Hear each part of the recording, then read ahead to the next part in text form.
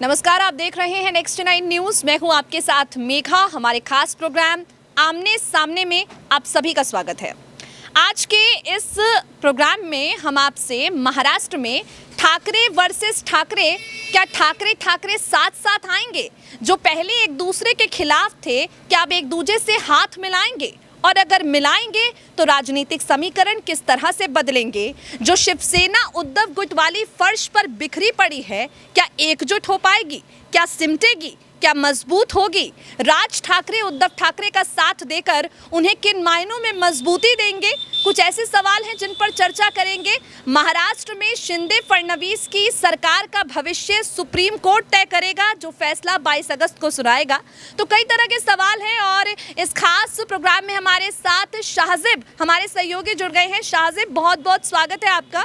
शाहजेब, देखिए, आप महाराष्ट्र में जो कुछ भी जमीन पर चल रहा है उसकी पकड़ बनाए हुए हैं, आप हर एक हलचल पर पैनी नजर गड़ाए हुए हैं। सबसे पहला सवाल यहाँ पर मैं आपसे ये करना चाहूंगी कि शिवसेना के नेता ने दावा किया है कि उद्धव ठाकरे जो हैं वो राज ठाकरे से संपर्क साध रहे हैं, और आप भी इतिहास बेहतरीन तरीके का जानते हैं महाराष्ट्र का। खासतौर पर अगर शिवसेना की बात की जाए तो आप बेहतर जानते हैं कि बाला साहेब ठाकरे के उत्तराधिकारी बनने का सपना राज ठाकरे संजो कर बैठे थे, लेकिन अचानक से उद्धव ठाकरे की एंट्री हो गई और उसके बाद उद्धव ठाकरे किस तरह से शिवसेना के अध्यक्ष बने, शिवसेना की कमान उन्होंने अपने हाथ में ली, मुख्यमंत्री भी बने, किस तरह राज ठाकरे बाहर भी हो गए शिवसेना से, मनसे का उन्होंने गठन किया।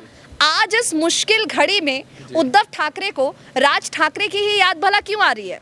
देखिए, जहाँ तक अभी महाराष्ट्र में आपने देखा किस तरीके से महाराष्ट्र राजनीतिक उठापटक का केंद्र बना रहा कुछ दिनों से, तो वहाँ पर सबसे बड़ी बात ये आई कि उद्धव ठाकरे की सरकार गिरने का मुख्य कारण जो बना वो बना कि वो हिंदुत्व, उन पर आरोप लगा कि वो हिंदुत्व को भूलते जा रहे हैं। तो यहाँ पर हिंदुत्व को जब वो भूल गए और महाराष्ट्र की जनता ने हिंदुत्व की सरकार को चुना था, गठबंधन की सरकार जो थी वहाँ पर उद्धव ठाकरे, शिवसेना और भाजपा की जो गठबंधन की सरकार थी उसको चुना था, और उद्धव ठाकरे ने कांग्रेस के साथ और एनसीपी के साथ वहां पर गठबंधन करके जो है ये अपनी हिंदुत्व वाली जो उनकी नीति थी उस पर वो सारे जो बाला साहेब ठाकरे की नीति थी उस पर पानी फेर दिया। तो उनकी जो छवि थी हिंदुत्व वाली वो महाराष्ट्र में मिट गई। वहीं अभी जो लाउड स्पीकर वाला मुद्दा हुआ, यहाँ पर भी उद्धव ठाकरे की जो हिंदुत्व वाली छवि थी वो भी काफ़ी ज़्यादा धूमिल हुई, और वहीं राज ठाकरे ने जो है शुरू से बाला साहेब ठाकरे की जो हिंदुत्व की नीति थी उसको मजबूती से बना करके, तो मतलब शाहजेब, आप ये कहना चाहते हैं कि हिंदुत्व को लेकर बैकफुट पर उद्धव ठाकरे की सरकार जा रही थी, मुद्दे राज ठाकरे ने उठाए,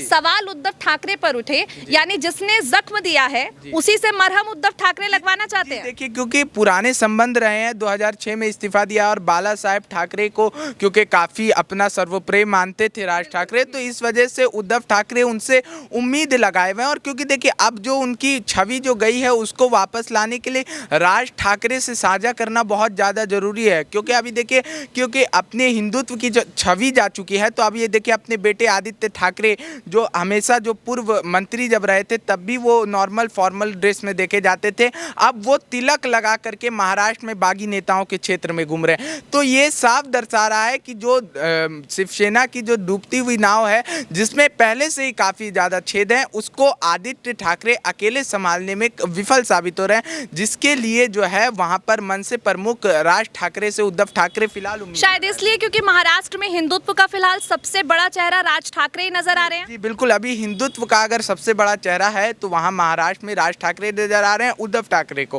तो इसी वजह से वो अभी जाकर के राज ठाकरे को किससे उम्मीदें लगा रहे हैं। अच्छा शाहजेब, हिंदुत्व के चेहरे को लेकर उद्धव ठाकरे कंफ्यूज हो गए हैं, घबरा गए हैं, या फिर एकनाथ शिंदे की नजदीकियां जिस तरह से राज ठाकरे से बढ़ी है? क्योंकि आप भी जानते हैं एकनाथ शिंदे और राज ठाकरे की फोन पर बातचीत हुई जब शिंदे बगावत कर रहे थे विधायकों के साथ, और उसके बाद देवेंद्र फडणवीस राज ठाकरे से मिलने के लिए उनके घर भी जाते हैं।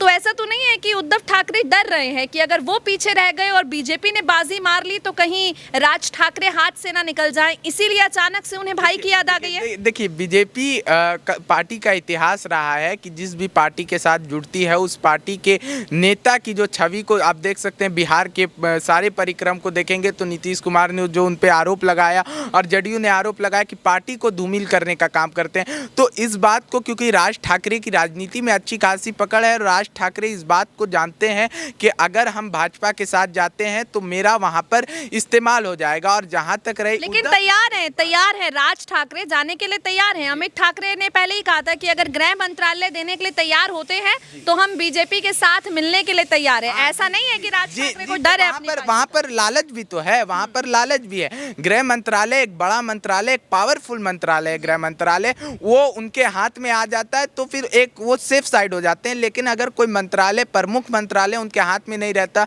उसके बाद वो अगर भाजपा के साथ जाते हैं तो राज ठाकरे के लिए वहां पर मुश्किलें खड़ी हो सकती है। और इस बात को राज ठाकरे भी समझ रहे हैं और राज ठाकरे मौके में पीछे नहीं हटते हैं। जब ये अटकलें लगाए जा रहे थे कि वहां महाराष्ट्र में जितने भी बागी विधायक हैं, वहां मंत्रिमंडल के विस्तार को लेकर के जो है अंदरूनी कलह चल रहा है, उस समय भी आपने देखा था कि राज ठाकरे ने किस तरीके से वहां बयान दिया था कि देखिए शाजिम, अंदरूनी कलह पर तो बातचीत होती रहेगी। आप कहें कि उद्धव ठाकरे हिंदुत्व के लिए राज ठाकरे को लेना चाहते हैं या राज ठाकरे के यहाँ पर अपने जो है वो भाई का साथ देंगे, लेकिन सच ये भी है कि भाई का साथ देने के अलावा उनके पास कोई विकल्प नजर नहीं आ रहा है, क्योंकि मांगेंगे गृह मंत्रालय, विधायक है एक और चाहिए उन्हें गृह मंत्रालय, तो बीजेपी नहीं देगी। जी, तो ये बात राज ठाकरे भी अच्छी तरीके से समझ रहे हैं कि एक विधायक के साथ हमको गृह मंत्रालय मिलने वाला नहीं है। और मैंने आपको बताया ना कि राज ठाकरे अच्छे तरीके से जानते हैं, राजनीति में पकड़ है उनकी। एक बहुत जरूरी, बहुत अहम सवाल मैं आपसे करना चाह रही हूँ। सवाल ये है कि बाला साहेब ठाकरे के सपने को साकार करने के लिए दोनों भाई एक होने जा रहे हैं या फिर मजबूरी है, क्योंकि कोई और विकल्प भी नहीं है। अभी सबसे किसी की नीति, बाला साहेब ठाकरे की विरासत और नीति की बात को अब हटा दीजिए, लेकिन राजनीति में उनकी जो विरासत जो अभी आई है वो भी अब याद नहीं रख रही है कि बाला साहेब ठाकरे की क्या नीति थी। लेकिन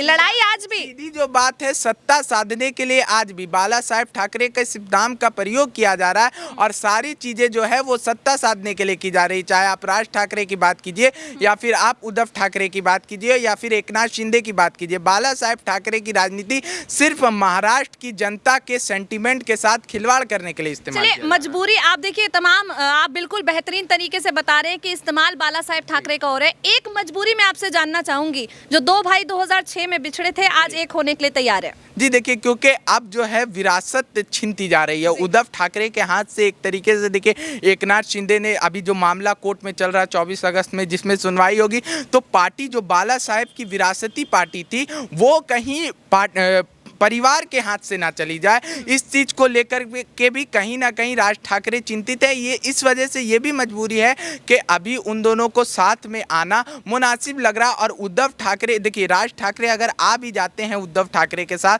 तो अभी फिलहाल परिक्रम इतना मजबूत नहीं हो जाएगा शिवसेना का कि आगामी जो विधानसभा चुनाव है वहां पर कुछ खासा दिखा पाएंगे। लेकिन अगले जो विधानसभा चुनाव है वहां पर अगर राज ठाकरे के साथ मिल करके परिश्रम करते हैं वहां पर उद्धव ठाकरे, तो वहां पर कुछ हो सकता है। देखिए, अब आप कह रहे हैं कि इस विधानसभा चुनाव में कुछ नहीं होगा, उसके बाद वाले विधानसभा चुनाव, तो आगामी 7 साल का आपने सपना दिखा दिया। लेकिन आप ये तो देखिए कि उसके बीच में 2024 में लोकसभा चुनाव भी हैं। जी, लोकसभा चुनाव जो आपने देखा कि एकनाथ शिंदे किस तरीके से उद्धव ठाकरे के जो सांसदों को लेकर के आ गए हैं। देखिए, लोकसभा क्योंकि अभी फिलहाल राज्य को बचाना और राज्य पे जो है काबिज होने के लिए यहाँ पर राजनीति हो रही है, तो अभी केंद्र को दिमाग में नहीं रखा जा रहा है, सिर्फ राज्य की सत्ता को साधने के लिए अभी यहाँ पर राजनीति। बिल्कुल, क्योंकि महाराष्ट्र में जिस तरह से दबदबा बाला साहेब ठाकरे का देखा गया है, जिस तरीके से वो अक्सर आवाज मराठाओं को लेकर या हिंदुत्व को लेकर उठाते रहे हैं और अभी उन्हीं की असली आवाज बनने को लेकर ये पूरी लड़ाई है। और उद्धव ठाकरे अब इस बात को समझ चुके हैं कि ये लड़ाई अकेले जीत पाना नामुमकिन है। इससे पहले कि ठाकरे को ही उनके खिलाफ लाकर बीजेपी उनकी पीठ पर वार करे या उन्हें और कमजोर करे, अच्छा हो जाएगा। जो कल बिछड़े थे आज एक हो जाएंगे और एकजुट होकर शायद जो विजय रथ है भाजपा का, एकनाथ शिंदे का, उसे रोकने की कोशिश करेंगे। सपने हैं यहाँ पर, उम्मीद है यहाँ पर उद्धव ठाकरे की। अब वो उम्मीदें कितनी पूरी हो पाएंगी और उम्मीदों को पूरा करने के लिए जो कदम वो उठा रहे हैं वो कदम किस दिशा में जाएंगे, कितने सही साबित होंगे, आगे आने वाले वक्त पर पता चलेगा। आज के इस खास प्रोग्राम में इतना ही। इस पूरे मुद्दे को लेकर आपकी क्या राय है? राज ठाकरे का साथ पाकर क्या ईडी की सरकार को भारी पड़ पाएंगे उद्धव ठाकरे? क्या राज ठाकरे का साथ पाकर एकनाथ शिंदे और देवेंद्र फडणवीस को टक्कर दे पाएंगे उद्धव ठाकरे? जो भी आपकी राय है नीचे दिए गए कमेंट सेक्शन में कमेंट करके हमें बताना बिल्कुल ना भूलें। देश और दुनिया की तमाम बड़ी खबरों से जुड़े रहने के लिए नेक्स्ट 9 न्यूज़ को सब्सक्राइब करें। नमस्कार।